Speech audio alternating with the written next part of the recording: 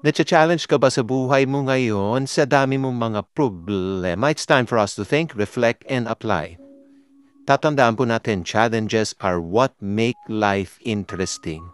Overcoming them is what makes life meaningful. Grabe naman talaga.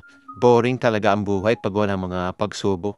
Pero may nagsasabi sa inyo, wag naman masyadong madalas. Oo, alam mo, hindi talaga mawawala ang pagsubok sa buhay. Para ba tayo nakatira dito sa Pilipinas, hindi po mawawala ang ulan at bagyo, di ba? Kaya importante po, imbis na iwasan po natin, gumawa po tayo ng pundasyon at gumawa po talaga tayo ng bahay na kahit dumaan ng bagyo, hindi tayo matitinag, hindi masisira. Ganon din po sa ating buhay.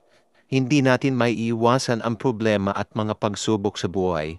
Dapat patatagin natin ang ating sarili kahit dumaan ang unos, dumaan ang mga pagsubok, dumaan ang mga kahirapan sa buhay. Tayo po ay nanatiling nakatayo.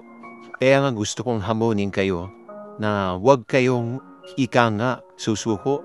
Kung tayo po ay bubuo, di ba? Palakasin na natin ang ating pundasyon.